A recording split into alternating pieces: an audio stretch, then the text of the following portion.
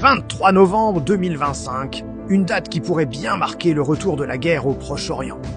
Ce jour-là, à Beyrouth, une frappe aérienne israélienne pulvérise un immeuble d'apparence banale dans la banlieue sud. Le bilan est lourd, 5 morts, 28 blessés. Mais parmi les victimes se trouve un nom qui fait trembler toute la région. Haitham Ali Tabatabai. À 57 ans, il était considéré comme le cerveau militaire du Hezbollah, une figure aussi discrète que redoutable. Qui était vraiment cet homme? Né à Beyrouth d'un père iranien, son destin était scellé dès les années 80, lorsqu'il rejoint les rangs du groupe chiite. Son ascension est fulgurante. Il était le créateur de l'unité d'élite Radwan, le commandant des forces spéciales en Syrie et au Yémen, et l'architecte de l'armement des milices chiites en Irak. Il était en somme le chef d'orchestre de l'influence iranienne dans la région. Sa mort n'est pas un hasard.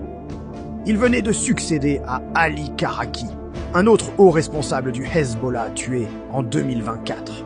Tabatabai devient ainsi le plus haut gradé du mouvement abattu depuis le fragile cessez-le-feu de novembre 2024. Pour Israël, il représentait une menace majeure.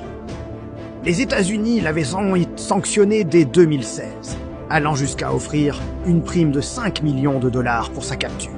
Selon les sources israéliennes, le Premier ministre Netanyahou aurait personnellement ordonné cette frappe, une opération chirurgicale destinée à décapiter le Hezbollah et à stopper net sa reconstruction militaire. Le lendemain, Beyrouth est en deuil. Le 24 novembre, une marée humaine envahit les rues. Des milliers de personnes, unies dans la douleur et la colère, portent le cercueil de Tabatabai, drapé du drapeau jaune du Hezbollah. Les chants funèbres se mêlent aux appels à la vengeance. Lors des funérailles, le cheikh Ali Damouche, une figure religieuse influente, le qualifie de martyr de la résistance, sanctifiant son sacrifice et galvanisant la foule. La réaction de l'Iran, le grand parrain du Hezbollah, ne se fait pas attendre. Le ton est glacial, sans équivoque.